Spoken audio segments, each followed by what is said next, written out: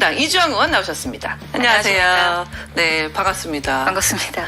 저희 방송이 그동안에 걸어왔던 길이라고 해야 되나? 그런 걸 봤을 때는 사실 좀 진작에 저희가 모셨어야 되는데 네. 초대가 좀 늦었습니다. 감사합니다. 네, 그동안에 저희 혹시 스토브리그 알고 계셨나요? 애청자입니다. 애청자 마중이 저희가 사실 오늘이 의원님을 이렇게 뵌 거는 제가 또 처음이지만 저희가 예전에 좀 간접적으로 이렇게 만난 적이 있더라고요.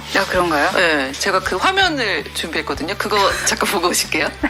수도권을 제외하곤 5손가락 안에 꼽힐 만큼 귀한 소아 전문 응급센터가 문을 닫을 위기에 놓였습니다.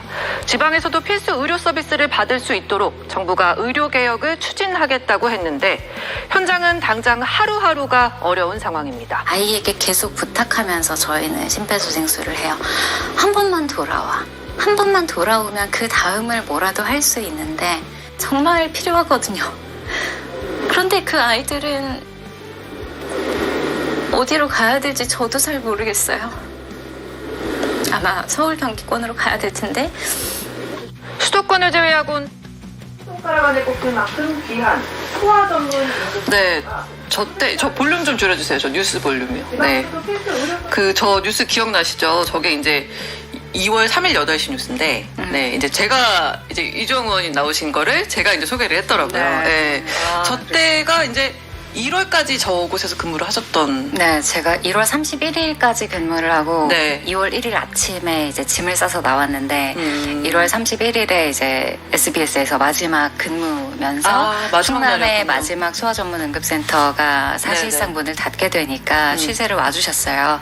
천안까지 직접 와주셔서 되게 네. 감사했고 더 그래서 좀 감정이 좀 북받쳤던 것 같아요. 네, 그러니까 저도 지금 눈물 흘리는 영상을 보니까 저도 괜히 마음이 좀 그렇게 되는데 사실 저 때는 정부가 2,000명 증원 이렇게 발표도 전이죠. 그렇죠. 네. 그러니까 이제 전공의들이 병원을 이탈하기도 전혀 전이고. 논의가 없었던 그렇죠. 시기입니다. 그런데도 그때 이미 응급실, 특히 소아응급실은 이미 상황이 너무나 안 좋았던 거잖아요. 예전에 제가 10년, 15년 정도 전에는 지역에도 거의 모든 소아청소년과를 볼 수 있는 응급실, 병동, 중환자실까지 다 정상적으로 운영이 되고 있었어요. 네. 그런데 지난 한 10년 정도부터 소아청소년과가 전체적으로 무너지기 시작하면서 소아청소년과 입원이나 중환자실 수용이 안 되니까 네. 응급실에서 받을 수가 없어지죠. 그렇죠. 그러니까 응급실이 거의 소아를 안 보기 시작하고 그러면 중환들이 몇 개 남은 센터로 몰리게 됐고 그러다 보니 여러 가지 리스크가 좀 올라가기도 하고 네. 그 일 자체에 큰 유인이 이제는 없는 상황이다 보니 그 일을 점점 하겠다는 사람은 줄어드는데 못하겠다 하고 나아가는 사람은 많아져서 제가 그만둘 때도 이미 충남권역에 제대로 운영되는 소아전문응급센터가 거의 없는 상황이었고 네. 저희 팀이 7명 근무하다가 3명 사직을 했을 때 더 이상 유지가 어렵다.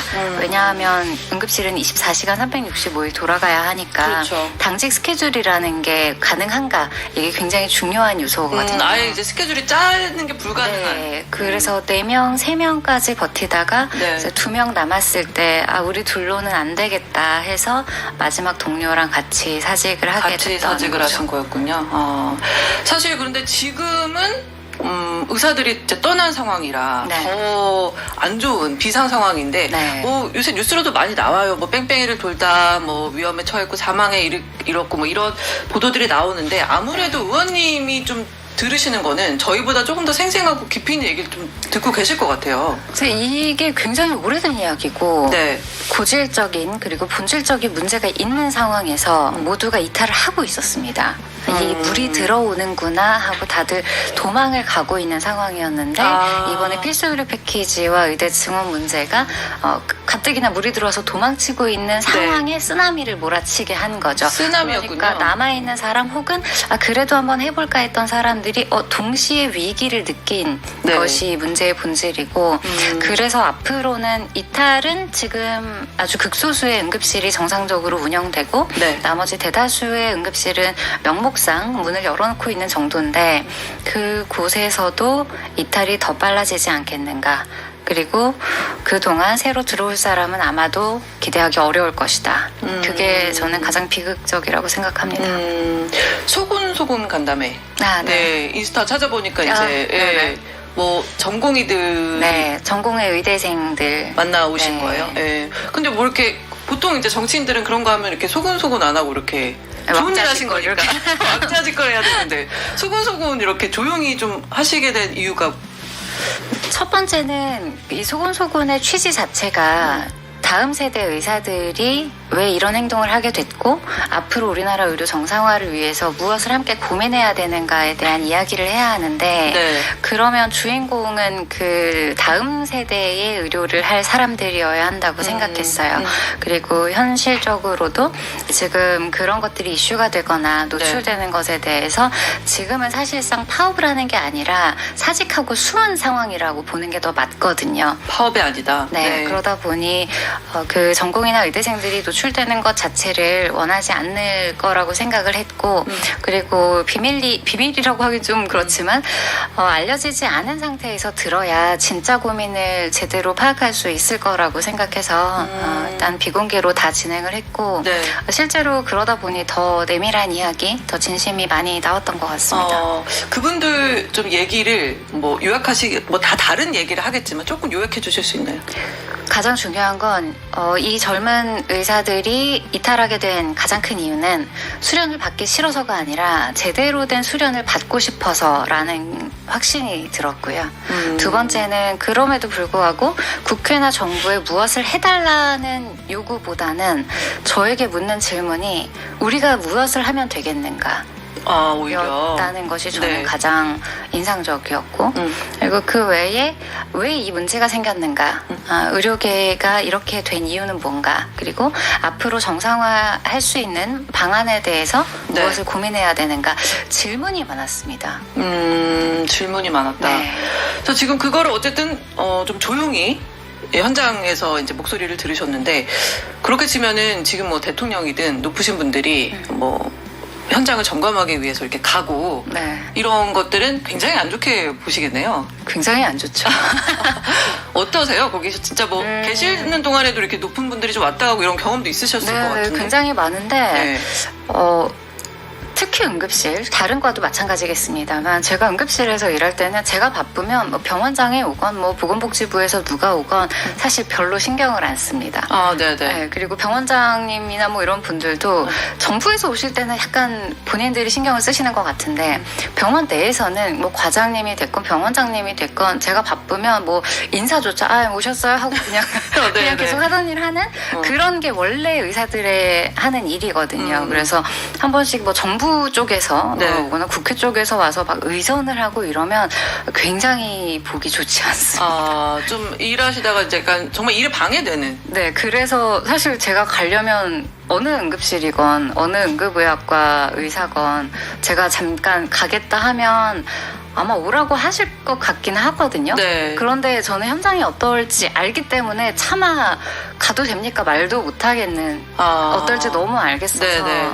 일부러 안 가시는 거구나. 네네. 그런 차원에서 그 대통령실에서 얼마 전에 나왔던 그 비서관들을 이렇게 배치한다는 거 한 명씩. 네, 뭐 그렇습니다. 그거는 좀 택도 없었다? 택도 없죠. 택도 없고. 그래서 제가 뭐 정치정교 보내는 것도 아니고 뭐 하는 짓이냐고 네. 이렇게 좀 세게 발언을 내기도 했는데 기본적으로 의료라는 게 스스로 최선을 다하는 건 본인만 압니다.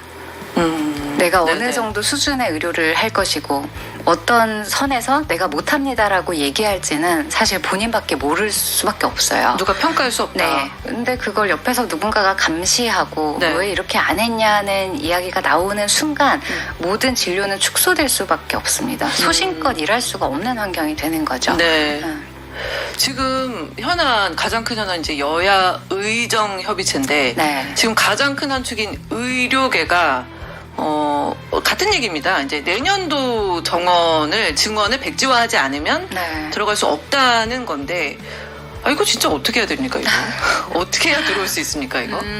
지금 정부에서 얘기하는 건 입시가 결정됐기 때문에 번복할 수 없다. 그렇죠. 왜냐면 어제 이제 수시 원서 접수가 시작이 됐죠. 됐고, 네. 그러니까 행정적으로 불가능하다는 얘기고요. 의료계에서 이야기하는 건 내년에 그럼 7,600명이 되는데 교육이 불가능하다. 그 이후에 논의를 하면 그럼 7,600명 교육을 위해서 사람을 급히 뽑고 그러면 2026년도에 다시 논의가 되면 다시 이걸 또 줄일 거냐. 네. 그리고 그 연차에 인턴 레지던트 TO도 갑자기 조정할 수 없는데 이건 현실적으로 불가능하다.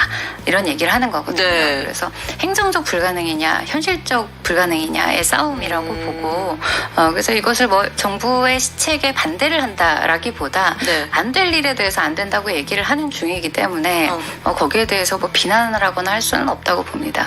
근데 이제 지금 약간 협상 테이블에 들어오라고 하는 건데 네. 이거를 이제 협상의 측면에서 본다면 정부는 어쨌든 계속 그동안에 단일한 각과 절대 못 쏜데 하다가 네. 최근에 약간 그래도 뭐 유연하다고 해야 되나요? 약간은 조금은 예전번에 비해서 이제 굽힌 모습을 보였는데 의료계는 너무 변함이 없으니까 약간 협상 차원에서 그래도 내년 정도는 어떻게 좀 하고 아니면은 일단 들어와서 얘기하고 이렇게 이런 거는 좀 생각해 볼 수 있지 않나. 저도 그랬으면 좋겠는데 네. 기본적으로 첫 번째 정부 측의 문제는 네.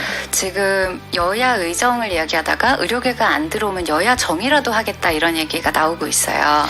나가 좀 다시 적은 것 같긴 한데 적은 것 같긴 좀 한데 놀라서. 네. 그 태도 자체가 사실은 말이 안 되는 거거든요. 여야 의정도 말이 안 되고 사실 키는 다음 세대 의사 전공의와 의대생들이 쥐고 있는데 네. 지금 계속 만나는 건 뭐 의협 아니면 교수협의회 아니면 병원협회 뭐 이런 쪽을 만나고 있어요. 네. 그러니까 대표성을 얻지 못한 집단을 계속 만나려고 하고 만약에 그게 안 되면 우리끼리 결정을 하겠다. 그러니까 정치적으로 뭔가를 해결할 수 있다는 생각 자체가 저는 굉장히 위험하고 이번 사태뿐만이 아니라 다른 많은 과학기술이 들어간 네. 그리고 경제가 들어가는 많은 안건에 있어서 정치로서 여야 합의를 하면 뭐든지 가능하게 만들겠다는 이 생각의 시작이 굉장히 위험하다.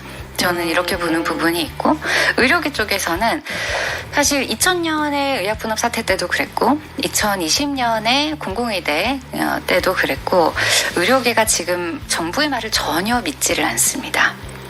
실제로 지금까지 번복했던 것이 너무 많고 네. 그게 이제는 이 인터넷화가 되면서 모든 자료가 남아 있어요. 정부가 번복했던 거, 약속을 뒤집었던 거, 수가를 올려주겠다고 해놓고 1년 만에 다시 삭감을 했던 거, 뭐 이런 것들이 너무 많이 남아 있다 보니까 의료계에서는 실제로 이게 작동되는 제도로서 눈에 보이지 않으면 뭔가를 해줄게라는 말은 이미 못 믿고 있는 상황인데 네. 그 와중에 몇 달에 걸쳐서 정부가 계속 말 바꾸기를 했었죠. 그러니까 당연히 의료계의 어떤 집단도 지금 정부의 말을 신뢰하지를 못하는 겁니다. 상황을 더 악화시켰군요. 네, 일부러 저러나 생각도 한 번씩 듭니다. 왜 저렇게까지 하지? 굳이. 네네. 혹시 그 협의체 뭐 의원님 들어오라는 얘기는 없던가요? 아직 안 부르시던데 저는 그것도 좀 문제라고 생각하는 게 네. 지금 앵커님도 아실 정도로 이제 제가 전공의들 만나고 뭐 의료계 쪽에 이제 깊숙한 이야기를 할 수 있고 현실적으로 뭐가 문제인지를 아마 얘기를 할 수 있을 텐데 거기에 개혁신당을 부르지 않는다는 것은 만약에 모르고 계신다면 정말 현안에 관심이 없는 거고 네. 알고도 접촉하지 않는 상황이면 사실은 저거는 정치적인 쇼가 아닌가 해결의 의지가 없는 거다 저는 그렇게 보기 때문에 지금은 그냥 기다리고 있습니다. 여야정이 어떻게 움직이는가. 만약에 뭐 요청이 오면은 언제든지 함께 할 의지가 있으신 거라고 그럼요. 하죠? 논의에는 함께 들어가겠지만 그 방향성에 대해서 일방적으로 여야정이 뭔가를 또 끌고 가려고 하는 모양새면 저는 반드시 거기에 이래서는 안 된다는 목소리를 낼 겁니다.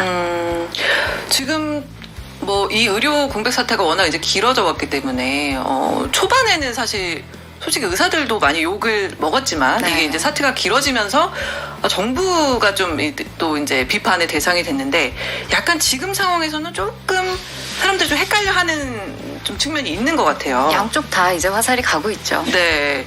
혹시 이제 보시면서 물론 의료계 쪽의 목소리를 많이 대변을 해주셨지만 뭐 의사협회나 뭐 이런 의사들 쪽 의료계 쪽의 어떤 대응에 대한 아쉬움은 좀 없으신지? 이 사태가 이렇게까지 길어질 때까지 의료계가 협상력을 가지지 못했다는 것 자체가 저는 참 뼈아픈 부분이라고 생각을 하고요. 네. 한 다른 분야의 전문가 단체라고 이야기를 하려면 적어도 그 의료 제도에 대해 그리고 앞으로 미래 방향성에 대해서 바로 제출할 수 있는 청사진이 저는 있었어야 한다고 생각합니다. 네. 그리고 거기에 대해서 설득력 있게 국민에게 다가갈 수 있는 방법도 준비를 해뒀어야 한다고 생각하는데 지금은 기성의 의사들이 그런 부분에 있어서 사회적인 노력을 기울이지 않은 부분이 분명히 있기 때문에 네. 그 짐이 전부 다 다음 세대에게 넘어왔고 또 이 큰 문제점이 아마 다음 정부에도 넘어갈 겁니다. 국민도 정부도 모두 다음 세대에게 이 짐을 미루고 있는 거죠. 그 아까 이제 지금 미래 세대 말을 들어야 한다고 하셨는데 네. 사실 이제 언론도 의료계 입장을 넣을 때 저희도 뭐 그냥 의사협회 대변인 취재해가지고 넣거든요. 근데 네. 이제 그 자체가 지금 의료계 입장을 대변할 수 없다 약간 이런 취지신 거잖아요. 그렇습니다. 의협이 공식적으로 의사들의 대표 단체인 것은 맞습니다. 그러나 지금의 사태가 어떤 이유로 촉발되었고 앞으로 어떻게 흘러갈 것인가를 봐야 하는데 지금 우리나라의 문제는 2024년에 갑자기 발생한 의료 공백을 어떻게 메꿀 것인가가 아닙니다.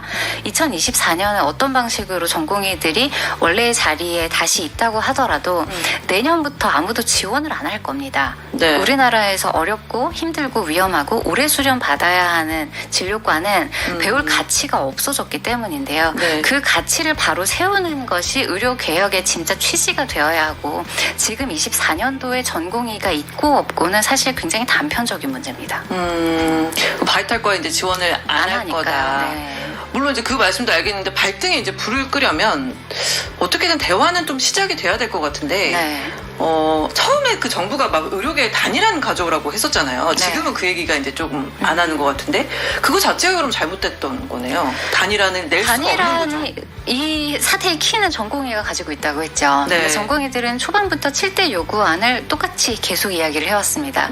그런데 정부가 애매한 조항들을 자꾸 집어넣으면서 마치 들어줄 것처럼 하면서 뒤에서는 족쇄를 쥐는 그런 형태로 계속 발언을 내왔기 때문에 네. 오히려 이게 한 4, 5개월에 걸쳐서 더 악화된 상황이고 그래서 지금 전공의들은 아예 협상을 할 생각이 없는 걸로 저는 알고 있습니다. 지금 뭐 조건 자체를 걸지도 않고 협상 테이블에 들어갈 생각이 없다. 전공의들은. 조건을 걸었으나 그 조건을 빌미로 네. 계속 더 이상한 정책이 나왔기 때문에 더 이상 대화가 불가능하다고 생각을 하고 있는 것 같고 네. 실제로 현재 전공의들이 시간이 지날수록 더 잡기 어려워지는 이유는 이미 입대하고 있고 이미 사직서 수리돼서 개인 병원으로 취업을 했고 네. 이미 다른 공부를 시작했고 그런 상황이기 때문에 실제로 개인의 움직임들을 정부가 어떤 것으로 강제할 수 있겠느냐 하는 부분이 있죠. 지금 뭐 복지부 장관, 뭐 차관, 그다음에 뭐 대통령실 사회수석 이런 정부 사이드에서 이제 그 분들의 경제를 요구하는 목소리가 좀 있는데 이런 분들이 좀 물러나면은 뭔가 대화의 물꼬가 트는데 좀 도움이 될까요? 이게 정부의 진정성을 보인다는 점에서 만약에 그게 진짜로 경질이거나 하면 네. 메시지를 줄 수는 있을 겁니다. 그런데 두 가지가 걱정되는 것이 한 가지는 그것이 과연 경질이냐 혹은 도망칠 수 있게 문을 열어주는 거냐 하는 점에서 좀 고민을 해봐야 될 것 같고요. 두 번째는 이건 이번 사태뿐만이 아니라 모든 사태에서 제가 아주 오래전부터 느껴왔던 건데 네. 뭔가 문제가 발생했을 때 책임자를 찾아서 옷을 벗기고 쫓아내고 하는 형태로 문제가 해결되지는 않습니다. 오히려 그 사람이 문제 해결의 진정성을 가지고 있고 오히려 쌓아온 뭐 음으로든 양으로든 경험이 있다면 그걸 살려서 더 좋은 정책적 방향을 제시하는 것이 맞고 또 그런 실패의 경험도 분명히 축적되어야 우리나라 정부든 국회든 더 좋은 네. 방향으로 나아갈 수 있기 때문에 저는 경질 자체가 문제를 해결해 줄 거라고 생각하지는 않으나 그에 상응하는 정부가 책임지는 자세는 보이고 그 메시지를 줄 필요는 있다고 봅니다. 그럼 계약신당의 입장을 좀 정리를 하면 네. 경질을 요구를 하시는 겁니까? 저는 지금은 안 하고 있습니다. 책임을 져주기를 바랍니다. 이거를 마무리를 매듭을 네. 지어라. 네, 맞습니다. 알겠습니다. 이거랑은 이제 좀 다른 차원의 일인데요. 의사 블랙리스트. 네. 이거는 좀 별개로 굉장히 심각한 사안이고. 심각하죠. 그렇죠. 이게 뭐 의사 개인뿐만 아니라 뭐 가족과 뭐 연락처 등등등 뭐 SNS들이 이제 올라온 그런 사이트가 있다고 하는데 제가 제일 싫어하는 게 이 인터넷 마녀 사냥인데요. 굉장히 잘못된 일이라고 생각하고 네. 그건 만일 법적으로 문제가 있는 부분이 명백하게 있다면 반드시 처벌을 받아야 된다고도 생각합니다. 네. 그런데 이것이 우려스러운 이유는 지금 의사가 한 14만 명 정도고 활동 의사가 11만 명 정도 됩니다. 그 중에는 아주 훌륭한 이국종 교수님 같은 분도 계시지만 아주 이상한 놈도 있는 겁니다. 네. 그렇기 때문에 이것은 의사뿐만 아니라 모든 직역에서 그럴 수 있고 그렇죠. 그런 극소수의 일탈은 모든 직역에서 모든 세대에서 발생하는데 이것이 또 의사 전체를 싸잡는 악마화의 도구로 혹시 사용될까 봐 걱정이 되는 부분은 있고요. 두 번째는 사법 처벌에 있어서도 이것이 일반적으로 통용되는 우리가 지금까지 판례로서 알고 있는 합리적인 선에서 처벌이 되는 것에는 저는 당연히 찬성합니다. 네. 그러나 이것이 이 사태 자체로 인해서 또 특별히 더 처벌받거나 혹은 더 나쁘게 인식되는 것은 우리가 우려해야 하지 않나 하는 걱정은 됩니다. 알겠습니다. 뭐 전문가시니까 이제 저희가 뭐 의료 현안 관련해서 이제 얘기를 해봤는데 다른 정치 현안도 짧게 여쭤볼게요. 이재명 대표가 이제 네. 문재인 전 대통령을 만나서 네. 뭐 이제 그 문 전 대통령 일가를 둘러싼 검찰 수사에 대해 정치 탄압이다 이렇게 입을 모았습니다. 뭐 이걸 가지고 국민의힘에서는 뭐 방탄동맹이다 이렇게도 얘기를 하는데 뭐 이쪽도 저쪽도 아닌 개혁신당이 보시기에는 이 만남을 어떻게 보셨습니까? 이번에 그래서 저희 당 천하람 대표가 네. 이 눈물겨운 브로맨스다 뭐 이렇게 얘기를 하기도 네. 했는데 네. 이거는 뭐 의도가 명백한 연대인 건 맞습니다. 그런데 그 의도가 뭔지에 대해서는 네. 이것이 과연 용산을 향한 것인지 아니면 내부 결속을 향한 것인지 왜냐하면 지금 민주당 내에서도 뭐 친문이냐 친명이냐 이런 것 때문에 또 약간의 균열이 있는 것도 사실이고 또 거기에 대해서 사법 리스크에 대해서 하나의 목소리를 내므로써 다수가 뭔가 탄압당하고 있는 그런 구도를 만들기에 좋기는 할 겁니다. 네. 그렇기 때문에 약간의 기획으로 인한 기획 동맹이 아닌가 기획 동맹. 생각합니다. 혹시 국회의장이 문 전 대통령 간 거는 어떻게 보셨어요? 그걸 가지고 국민의힘에서는 또 중립을 지켜야지 막 이렇게도 얘기를 하던데 그건 어떻게 보세요? 지금 의장님 굉장히 애쓰고 계시긴 한데 네네. 어제 대정부 질문에서도 중간에 이렇게 막 중재를 하셔야 되는 상황이 발생하고 다른 본회의장에서의 그냥 본회의 때도 자주 그런 상황이 발생하거든요. 애써야 되는 상황? 애쓰셔야 하는 네. 상황. 그래서 제가 보기에는 지금 충분히 중립을 지키기 위해서 노력은 하고 계신다. 네. 저는 그렇게 생각을 하고 의장으로서 분명히 여야 사이에서 맡으셔야 되는 책임이 있을 거고 그걸 다 또 공개하시기는 어려울 거라고 봅니다. 그리고 네. 의장을 이 시점에까지 믿지 못하면 국회의 기능에 대해서 우리가 무슨 이야기를 할 수 있겠는가. 그래서 의장님까지를 그렇게 생각하면 이거는 더 이상 여야는 대화하지 않겠다는 것밖에는 안 된다. 저는 그렇게 생각합니다. 국회의장이 아직까지 개혁신당에는 마이너스 점수가 없는 것 같군요. 말씀하신 거 들어보니. 뭐 지켜보고 있습니다. 지켜보고 있다. 알겠습니다. 저희 뭐 좀 무거운 현안들을 많이 얘기를 했는데요. 저희가 이제 부탁을 드렸었어요. 저희가 좀 재밌는 이제 개혁신당 내부 얘기를 좀 해보려고. 네. 그래서 뭐 여러분 아시는지 모르겠지만 요새 이제 캐치 티니핑. 네.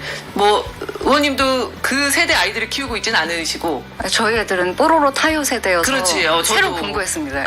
질문 받고. 그러니까 그래서 저희 요새 근데 사실 애들뿐만 아니라 어른들도 이거 굉장히 좋아하시는 분들이 많아요. 아빠분들이 그렇게 좋아하신다고. 네, 그래서 한 캐릭터가 뭐 한 130개가 넘는다고 하는데요. 네. 네. 그래서 저희가 부탁을 드린 게 이제 개혁신당의 구성원들 어느 캐릭터와 비슷하냐 골라달라 이렇게 이제 부탁을 드렸습니다. 그래서 캐치 티니핑을 타서 캐치 개혁핑 뭐 이렇게 뾰로롱 약간 이런 거 해야 될 것 같은데. 자, 그럼 이제 먼저 이준석 의원부터 한번 가보겠습니다. 이준석 의원은 무슨 핑입니까? 이준석 의원은 모야핑입니다. 모야핑이요? 모양 하면서 호기심이 굉장히 물음표. 많고 머리에 이렇게 물음표가 이렇게 있어요. 네네. 그래서 대단히 호기심이 많고 궁금한 게 많고 알고 싶은 것도 많고 그런데 돋보기를 들고 있습니다. 네. 그래서 이 돋보기를 이렇게 하면 이게 엄청나게 커집니다. 공부 진짜 많이 하셨네. 어제 네. 정말 열심히 네. 했는데 그 이준석 대표 보고 있으면 정말 궁금한 것도 많고 판단도 잘하고 그런데 뭐가 됐건 이준석 대표가 묻으면 이슈가 커집니다. 돋보게 되면. 네, 이준석 대표의 돋보기가 오면 그 이슈가 굉장히 커지고 조회수도 굉장히 많이 나오는 걸로 알고 있고. 저희도 그래서 좋아합니다. 그래서 굉장히 닮았다. 그 생각을 했죠. 모야핑. 이준석 의원 최근에 그 무고 혐의. 아, 네. 네, 무고 그러니까 판결이 이제 완전히 정리가 됐죠. 이준석 의원을 둘러싼 사법 리스크가 이제 완전히 한 4년 걸렸나요? 그렇죠. 네. 좀 많이 홀가분해합니까? 이제 날개 단 모야핑이 됐죠. 날개를 단 모야핑이군요. 알겠습니다. 자, 그러면 다음은 이분 가야죠. 천하람 의원. 천하람 의원은 천하람 의원은 딱풀핑이다. 딱풀이요. 우리 아는 그 딱풀. 네. 아, 뭐 붙이는 역할. 그 딱풀핑이 제가 또 공부를 열심히 했더니 네. 사이 좋은 두 친구를 딱 붙여놔서 화해를 하게 하거나 잘 지내게 만드는 역할이라고 하더라고요. 근데 천하람 의원이 실제로 그런 부분에 굉장히 관심이 많고 재능이 있습니다. 그래서 이번에도 그 천하람 그 최상병 천하람 안을 내면서 중재를 하고 싶어서 정말 되게 진심으로 했거든요. 그래서 그걸 얘기할 때 꼭 천하람 천하람 아니라고 안 해도 되니 이렇게 좀 중재를 할 수 있는 걸 해보자. 정말 열심히 뛰었어요. 그리고 이번에 그 지자체장 결선 투표제에 발의한 것도 탈당의 도장을 다 받았죠. 그래서 굉장히 의미 있는 행보라고 저는 생각하고 천하람 대표 성격 자체도 굉장히 이렇게 둥글둥글하게 모두와 잘 지내고 혹시 이제 안 좋은 게 있어도 천하람 대표를 매개로 또 잘 지낼 수 있는 그런 부분이 있어서 그때 개혁신당도 그 전당대회 국면에서 약간 좀 갈등이 이제 좀 드러났었는데 그것도 어떻게 천하람 의원이 좀 딱풀 역할을 했습니까? 저랑 천하람 의원이 그 앞자리에 나란히 늘 앉았는데 우리가 저 위에서 토론으로 싸우지 않아도 돼서 다행이다. 빠져 있었습니다. 네, 그러셨군요. 이준석 의원과 천하람 의원, 이종호 이렇게 세 분 계시는데 즉석 퀴즈로 막 힘들어서 술 마시고 싶을 땐 누가 생각나세요? 누굴 찾으십니까? 둘 중에서 골라야 되나요? 네, 그럼요. 밸런스 게임 같은 일종이야. 1차는 이준석, 2차는 천하람. 1차는 이준석, 2차는 천하람. 그건 무슨 얘기죠? 이준석 전 대표는 보통 10시 이전에 귀가하시기 때문에 1차를 일단 이준석 대표랑 마시고 2차는 천하람 대표와. 혹시 지금 그 정치적으로 정말 좀 정치는 어쨌든 뭐 경험이 이준석 천하람 의원보다는 짧으시니까 뭔가 조언을 구할 때는 누구를 찾으세요? 이게 제가 늘 하는 이야기인데 저는 이준석 대표가 약간 아빠 같은 그런 정치적인 팁을 이제 슬쩍 알려준다거나 아니면 좀 중요한 이런 것들을 좀 소개해준다거나 이런 것들이 좀 아빠 같은 그런 게 있고 또 천하람 대표는 혹시 엄마입니까? 네네. 네. 제가 정치권에 들어와서 사실 막 어리버리할 때도 있고 좀 힘들 때도 있고 그런데 어느 순간 갑자기 슬쩍 나타나서 이렇게 좀 좋은 말, 따뜻한 말 이런 걸 많이 해주고 그 요정처럼 사라지고. 딱풀핑 사라지는군요. 알겠습니다. 두 사람 중에 누가 정치적으로 더 클 것 같아요? 어려운 질문이죠? 네, 어려운 질문이네요. 네. 이건 저의 정치적 생명을 위해 일단 다음에 답변드리도록 하겠습니다. 알겠습니다.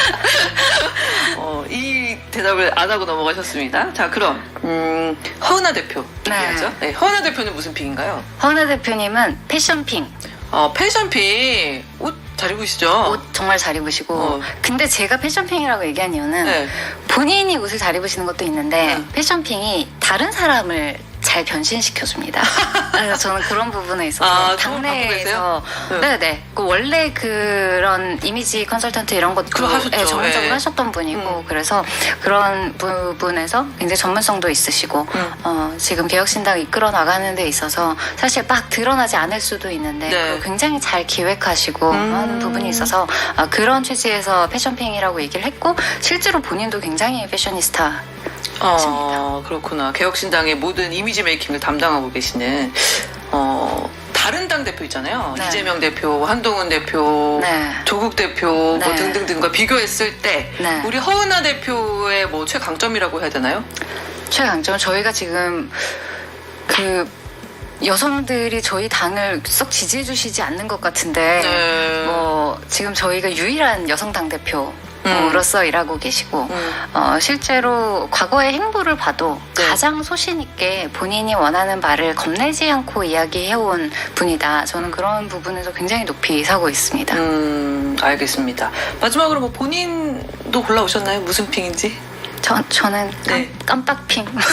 뭐 깜빡깜빡 하신다. 지금 갑자기 막 일이 너무 많아서 네. 한 번씩 깜빡하면 이렇게 한 번씩 정리해 주실 때도 있고 어. 일단 저희 아들이 네. 어제 진지하게 엄마는 내 가정통신문을 안 보는 거지? 이렇게 요새 물어보더라고요. 알림이로 오잖아요. 제가 그걸 잘 안 볼 때가 많아서 쌓여 계십니까? 전체 확인 이렇게? 네. 아, 그러시구나. 하긴 그러니까 저도 이제 둘을 키우는데 저도 깜빡깜빡하는데 셋은 네. 오죽 하실까 싶은데 집에서는 정말 이제 엄마를 믿지 못하고 내가 알아서 챙겨야겠구나. 그래서 또 아이들의 약간 독립심을 좋아지는 부분이 있습니다. 알아서 키우고 계시는 네. 알겠습니다. 자, 사실 제가 이렇게 이 스튜디오에서 혼자 인터뷰를 한 게 처음인데 좀 이주영 의원님 덕분에 굉장히 편하게 시간이 훌쩍 갔네요. 30분이. 감사합니다. 저희 그 애청자 이름이 이제 마음 둘 곳 없는 중도층 마중이잖아요. 마중이들께 한마디 하시고 방송 마무리하는 걸로 하겠습니다. 어딜 보면 되죠? 여기 보실래요? 네. 마중이 여러분 반갑습니다. 오늘 스튜디오에서 처음 인사드렸는데요. 앞으로도 스토브리그 그리고 개혁신당 많이 응원해 주시기 부탁드리겠습니다. 감사합니다.